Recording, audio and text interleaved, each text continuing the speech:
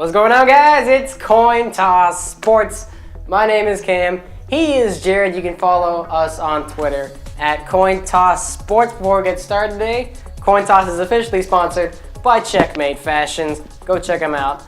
And shout out also to Fast Play Sports. You can check them out at fastplayfootball.com. If you are a young athlete and you need coaching, make sure you check them out. It's like a dating website to find the coach of your dreams, your match. I could not have said that any better. We get started today with college basketball, the NCAA tournament. March always promises madness, and we got plenty of madness this March. UCLA, UAB, Georgia State, schools you've never heard of. What was the best moment of this year's March Madness so far? I think it has to be Wichita State beating Kansas. Kansas hates Wichita State. They never want to play against them. And yet, Wichita State pulls out the victory, and people are kind of saying Wichita State might take reign over Kansas as the best basketball school. Well, here's what we discovered. This is a two-state battle now, two-team battle now for dominance of Kansas. Wichita State has always been little brother to the big-time Jayhawks, and Wichita State came out and said, you are going to trash us no more. If you won't schedule us, we'll play you in the biggest stage of all, and we'll come out on top. And it kind of seems like Kansas, it might be smart to actually play Wichita State now during the season. Get a little sneak peek at them instead of having to deal with them in the tournament when it matters. Now they've got to rebuild their reputation against Wichita State. Listen, my favorite moment of the tournament, it busted my bracket big time, but how could you not love Georgia State? Their coach, what was his name? Something Hunter. Coach Hunter. Tears his Achilles celebrating this team winning its conference title. He's coaching in an office chair for the game against third-seeded Baylor. And I don't know if you watched that live, but it is the definition of March. This guy's son, R.J. Hunter, pulls up, drains the biggest three of his life from, 2 feet beyond the three-point line. And if you watch it, the coach falls out of his chair, everybody freaks out, and a 14-seed beats a 3-seed. It's why everybody loves March Madness. It's why everybody loves the NCAA tournament, all summed up into one phenomenal play. That has to be the best moment of March for me. Let's move on. What team did you think was the most impressive in this year's March Madness? Well, I'm going to go with Michigan State. They beat Virginia. They actually outplayed the best defensive team in the country of Virginia, the number one ranked team in terms of defense. And they also played better offense than Virginia, who sucks at offense anyway.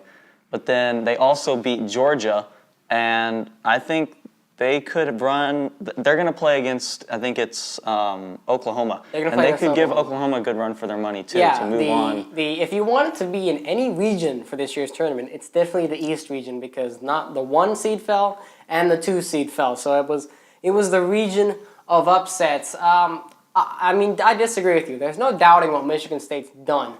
They out-physicaled, they out-Michigan State Virginia, who has been the Michigan State of recent years, but that's what they tend to do in the tournament time.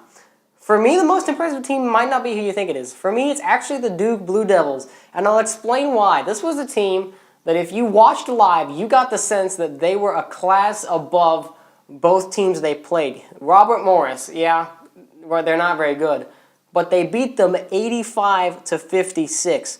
For comparison, Kentucky beat Hampton 79-56. They beat San Diego State, one of the best defensive teams in the country, 68-49. San Diego State is a really good team, and they tossed them away like they were trash. They dominated inside. Justice Winslow has been an absolute beast of a player, and I'm convinced this might be the second best team in the tournament behind Kentucky. I mean, they're that good, and I think they might be the team with the best shot to beat Kentucky. I agree with you. I think whenever you're thinking about impressive teams, though, I think usually you try to think underdog. Because Duke, everyone knew Duke was going to be good in the tournament. But I don't think... And they knew they were going to beat Robert Morris, and they were going to still be in the tournament at this point.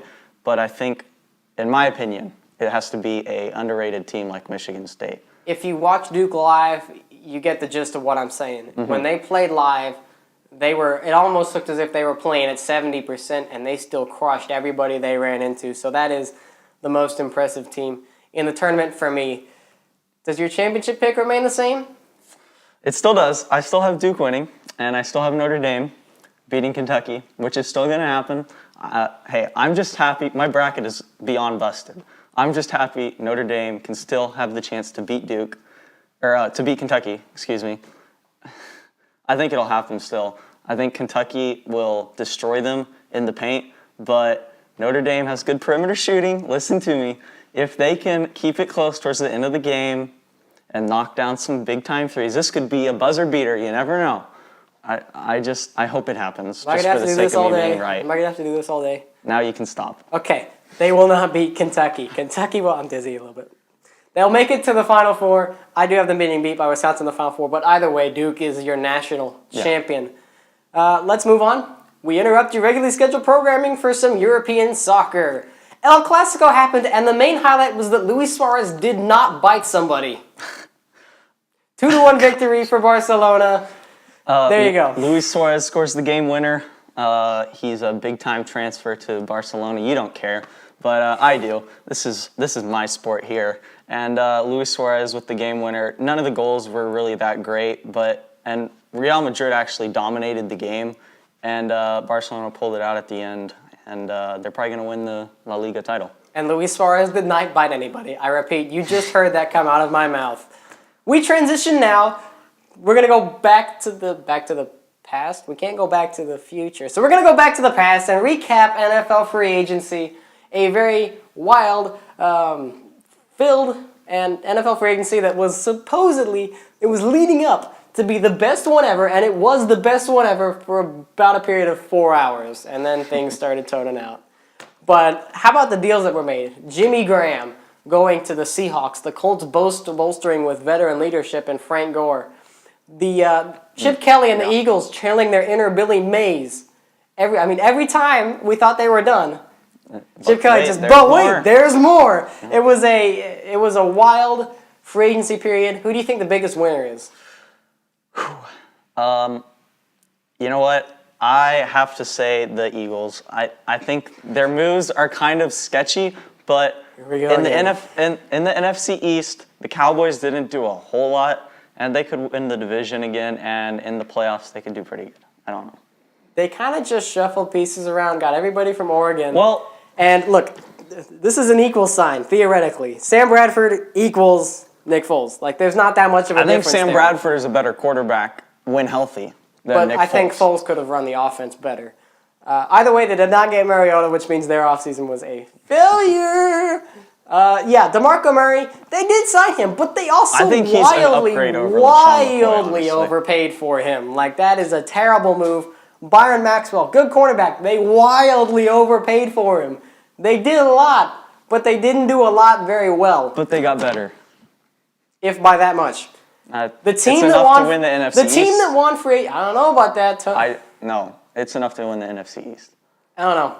The Cowboys have the offensive line to where they're plug in whoever defensive, whichever they're going to be like the New England Patriots. Their running backs, Cowboys running backs. Whoever they decide to plug in, he's going to be good, and you should pick him up for your fantasy team. But I think, and also the Greg Hardy signing. I think that's proof teams are starting to sell their souls to win. You know who might have started that trend? Point to the camera, Jared. What are you talking about, man? I think teams are starting to follow the lead of the Patriots, but maybe that's a conversation for another day.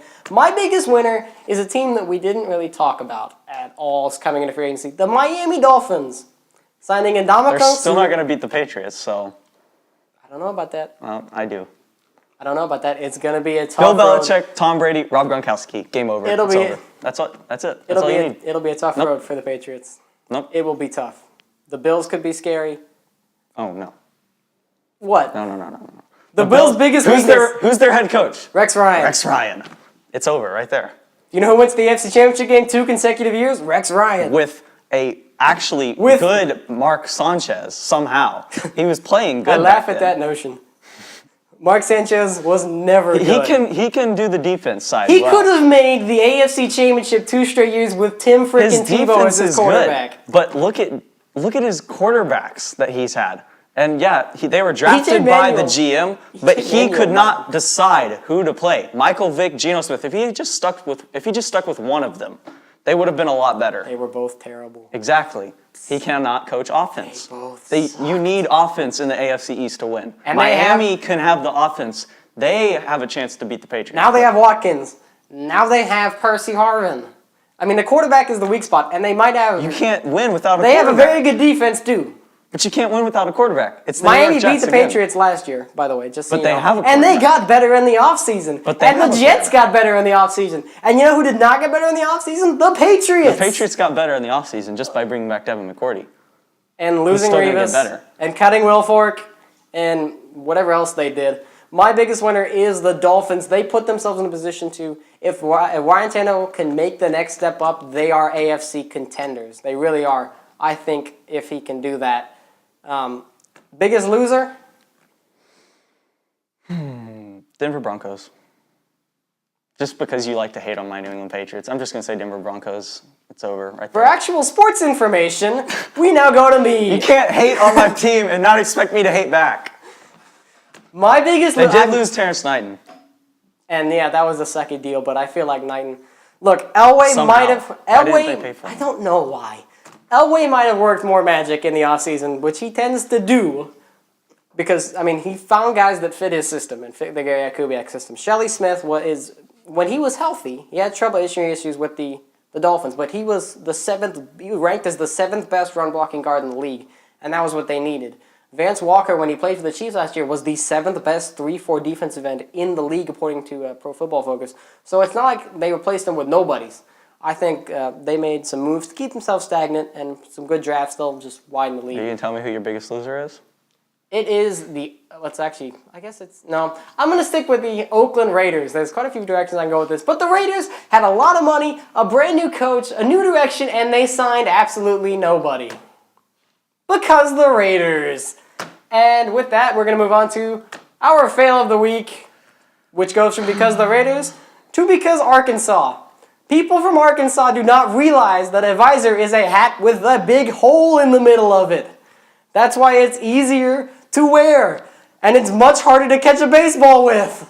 You cannot catch a baseball with the visor. Not only that, but he misses it entirely anyway. Yeah. He was not going to catch it anyway. You need one of these, dude. You need one of these. It's called a hat. You need Newfangled something to catch it with. technology. This is mind-blowing right here. This is the future of baseball catching technology. Hats. And Arkansas. And dumb people.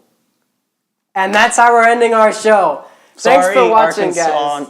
Arkansanians, whatever you call yourself. Arkansanians? Arkansanians?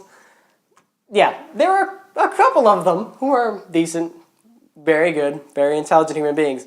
Most of them are, well, maybe not most of them, but quite a few of them, unfortunately, are like this guy. Don't be this guy. Switch from cable and get DirecTV. And on that note, we end our show. Thanks for watching, guys. We actually ended the show this time, if he wouldn't stop interrupting me. We're going to actually end it. Thanks for watching, guys. You can check me out on Twitter at *7770. You can check him out on Twitter at Razzleberry. Check us out on Twitter at CoinTossSports. Checkmate Fashions, Fast Play Football. That's going to do it, guys. See you next week.